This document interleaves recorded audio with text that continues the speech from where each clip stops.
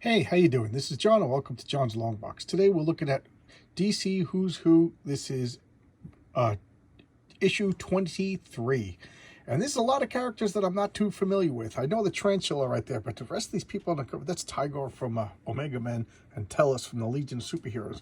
But that's really about it. Let's see on the back who I know. Oh, okay, Taskmaster, we all know. Not Taskmaster, Terminator, Slade the Terminator, and Timberwolf. And there's the Teen Titans Tower. There's a lot of people I don't know in this volume, so this is gonna be fun. Oh, what's his name? Tempest, the boring character from the Doom Patrol. All right, let's open it up. Oh, who does the cover?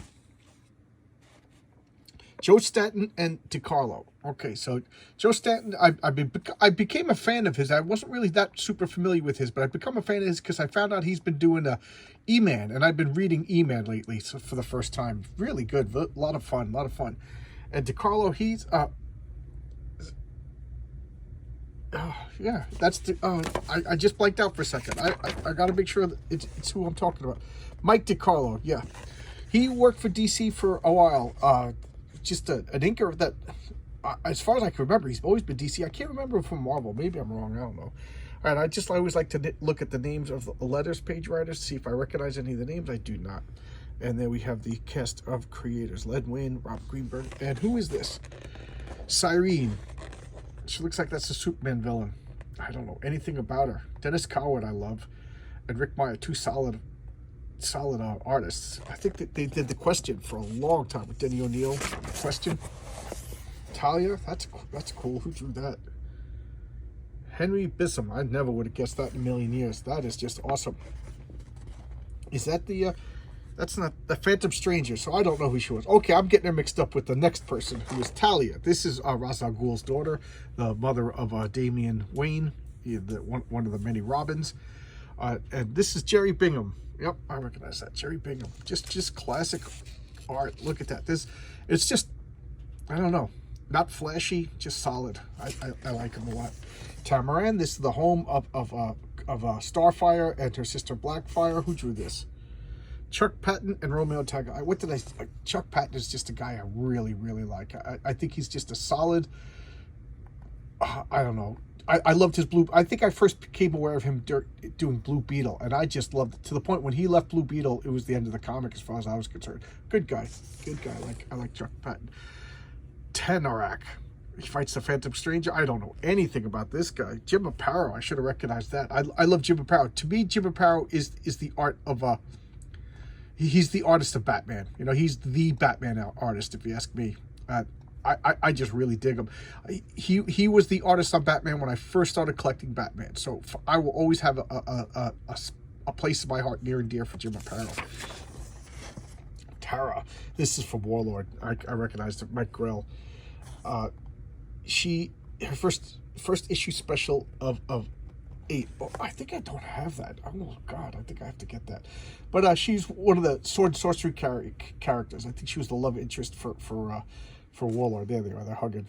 And Warlord was for those of you who do not know, was the sword and sorcery character in DC Comics, created by Mike Grell. Mike Grell became famous for Star Slayer, for John Sable, the Longbow Hunters, and then the Long Run on Green Arrow.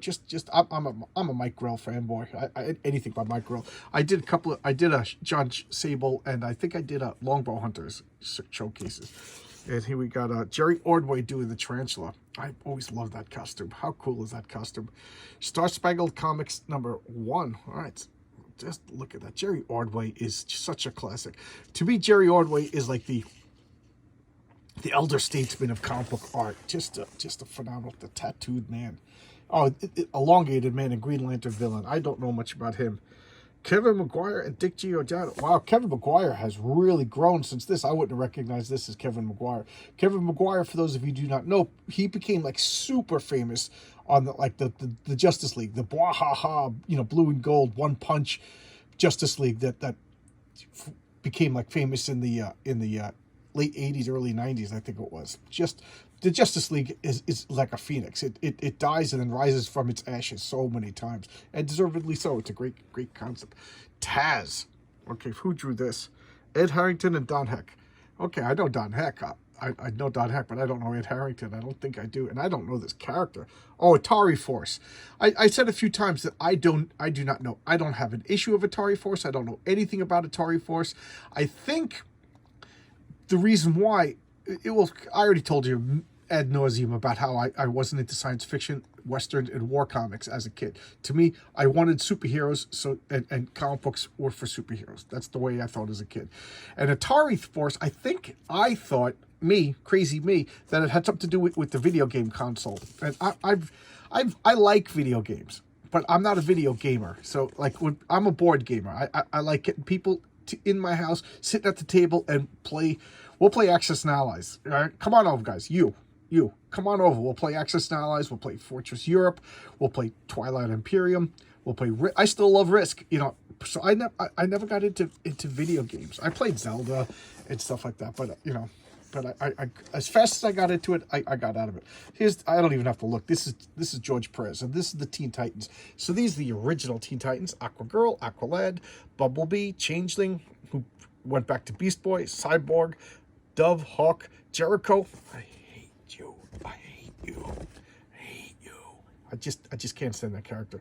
Kid Flash, Cole, who was a waste of a character. Cole was another just waste.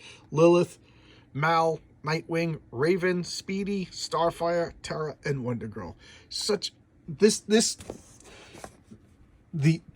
new Teen Titans and the X-Men just dominated the 80s.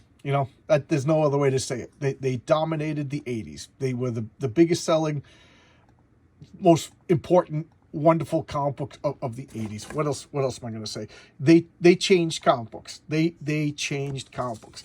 And they changed Marvel. They changed DC rather. They were kind of like a Marvel style written, in the fact that there was like a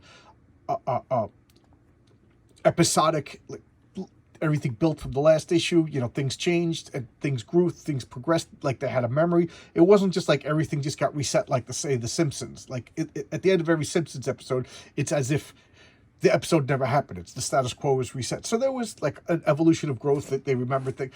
And that changed. Like only the Legion of Superheroes, and I would say Jonah Hex and the Teen Titans were doing that in DC. I love that. And here we got the Teen Titans Tower, which is set in New York. Was it the East River or the Hudson River? I forget which river. Probably tells you right here, but I'm not going to read it. Amy Starr, I don't know who that is. And Tellus, I love Tellus. Tellus is in the Legion of Superheroes, and I love when aliens are alien. I know they do that in TV, in movies. They just put like Star Trek is famous for that. They just put like a little ridge on your forehead to show you the different aliens because of monetary concern, finances stuff. But in comic books, the budget is unlimited. So to me, it's almost unforgivable to not have aliens. And I know it's also because of people can't relate to like non-human characters, but I love Tellus. What do you want me to say? This represents me. I hate representation. I think it's a stupid, immature concept. I think only an immature person cares about their surface traits being represented in a comic book. So that was like, me being mean for a second. And you know what? I'm not taking it back. That's the way I feel. So I love Tellus because he was big, strong, loyal. He was a fish out of water. He didn't fit in, and it took a while for him to.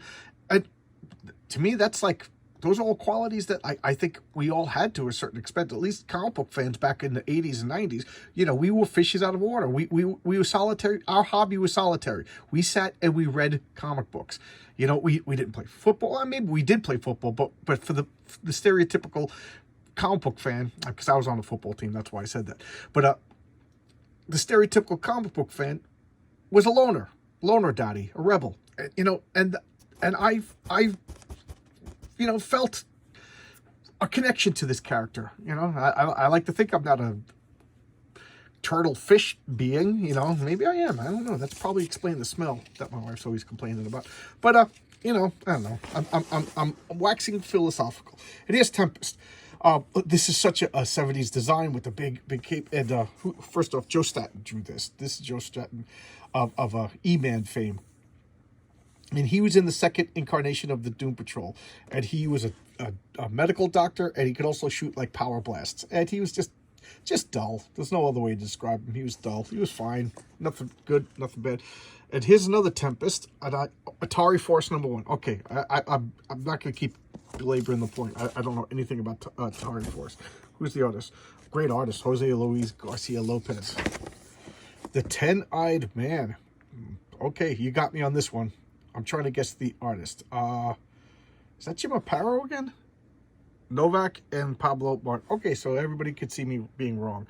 Batman, again, I said this almost every issue of this series, that Batman has so many freaking villains that you never hear from anymore. It's like some of them like aged out and you don't see them anymore, like the Signal Man or the Kite Man and now the Ten-Eyed Man. You know, I never heard of these characters, and I've been collecting Batman since like 1985, you know, so there you go. Is the Terminator George Perez? I don't even have to look. That's George Perez. A very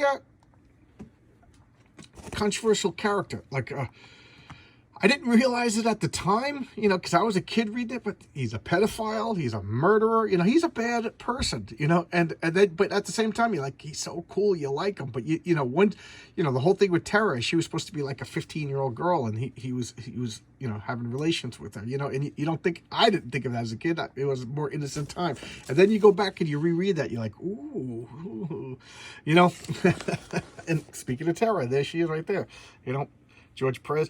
Her brother was Brian Markov of Geoforce. I just like that they, at the same time, two different characters with the same costume and powers were being developed, and then they were like, hey, let's make them related. It added another like dimension to the girl. She was a twisted psychopath, and her brother was very noble, you know. And they had the bloodline. He became Prince Brian. He became the leader of the non-existent but real-sounding country of Markovia, and she you know, was next in line or whatever, and she just became like a thrill killer, you know what I mean? She got mixed up with Deathstroke the Terminator, and she seduced Changeling Beast Boy, you know, and broke his heart. You know, it was just a wonderfully adult, in the best sense of the word, story that you know, just to me it was one of those things that just changed comic books forever, because you know, it was controversial. There's no other way to describe it. All right, so we'll go to Terra Man. Oh my God. Terra Man. Earthman. He's a cowboy. Kurt Swan and Sam Dell. I love Kurt Swan. Here's another one. Superman villain. Superman, the greatest superhero that ever existed, has the worst rogues gallery. You know, I'll make no apologies for that. You know, for every one good villain that Superman has, he has 20 lamos. Just absolute lamos. For those of you who are fans of Terra Man, I apologize. I'm not here to hurt anybody's feelings. I'm just talking from the heart. You know, the Terrible Trio. I kind of like that. Batman villains. Again, what did I say? Batman has Terry Beatty. I like Terry Beatty. I first became aware of Terry Beatty when he did the Wild Dog series. Now, I'm not saying that's the first time. I'm sure I have comics by him from before that period, but that's the first time I recognized the name, and it stuck with me.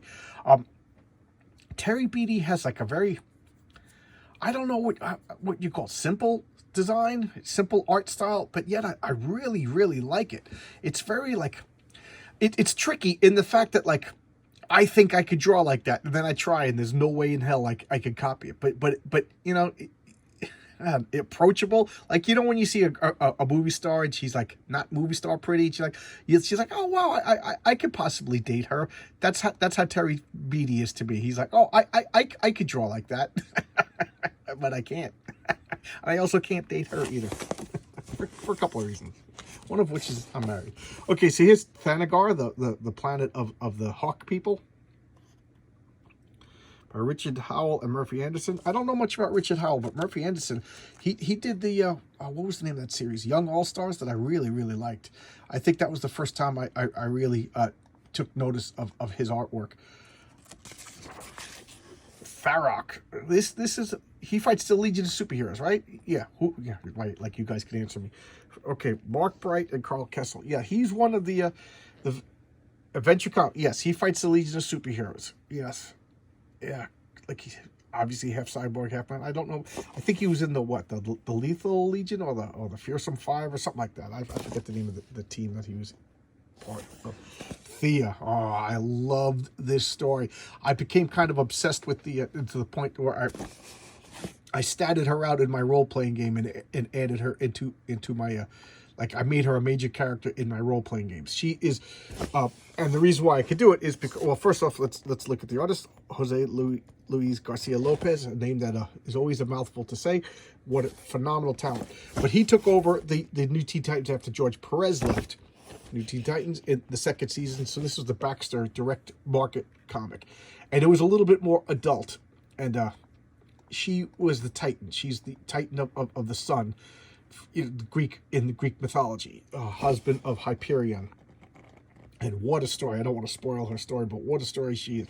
I thought she was a wonderful, and she ended up becoming the mother of Lilith. And then I never saw Lilith again. Yeah, whatever happened to Lilith? Yeah, now I'm thinking about it, I ended up liking that character. Lilith was a character that nobody knew what to do with, and Marv Wolfman gave her a good story. The Thinker.